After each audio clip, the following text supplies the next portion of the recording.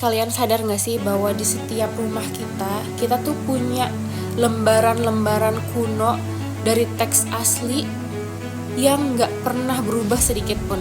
Tulisan-tulisan dari zaman dahulu kala yang sangat-sangat berharga, yang isinya adalah ilmu pengetahuan yang sangat tinggi, mulai dari bawah tanah, di atas tanah, sampai ilmu langit, semuanya ada. Ilmu dari awal mula bumi ini terbentuk sampai nanti kayak gimana masa depan bumi ini akan terjadi. Bahkan sampai setelah ini semua hancur, udah dikasih tahu di dalam lembaran-lembaran kuno itu. Di dalam lembaran-lembaran itu ada aturan kehidupan yang harus dijalanin oleh manusia untuk mendapatkan kebahagiaan di dunia dan kebahagiaan setelah meninggal. Lembaran-lembaran itu adalah Al-Quran Al-Karim, Al-Quran yang Allah muliakan, yang Allah sucikan.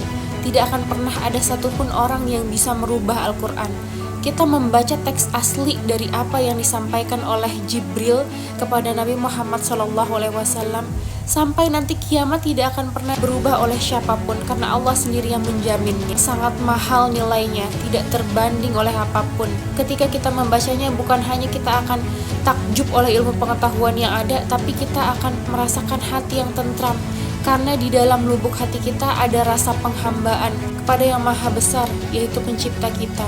Merinding banget kalau menyadarin itu semua.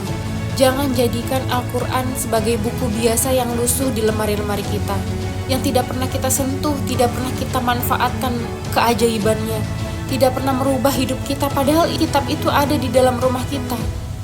Keajaiban itu ada di dalam rumah kita, dan Rasulullah yang membawanya telah mengumpulkan seluruhnya dengan air mata dan darah dan pengorbanan dirinya serta para sahabat untuk menyampaikan pada generasi selanjutnya, yaitu kita. Tapi kitab itu sekarang lusuh di lemari kita, tidak pernah kita baca, dan kita merasa tidak perlu membacanya lagi. Kita merasa menjalani hidup ini tidak butuh panduan apapun, padahal ada kitab yang sangat menakjubkan, yang sangat ajaib.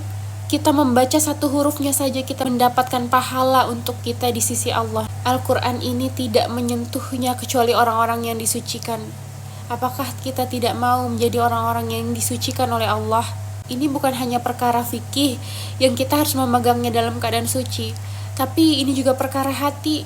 Ketika kita sudah lama tidak memegangnya, tidak membukanya, tidak membaca kalam Allah ini, kita merasa ternyata kita sudah jauh melangkah, sudah jauh bermaksiat, sudah jauh melupakan Allah pencipta kita. Padahal kita akan kembali padanya. Dan ketika kita membacanya lagi,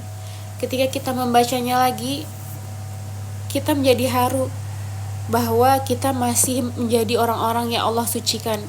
Setelah sekian banyak dosa yang ada pada diri kita, yang telah kita lakukan, lagi-lagi Allah mengizinkan dan menakdirkan kita untuk membuka kalam Allah, untuk membaca kalam Allah dan mendekati Allah. Allah mengizinkan kita untuk mendekatinya.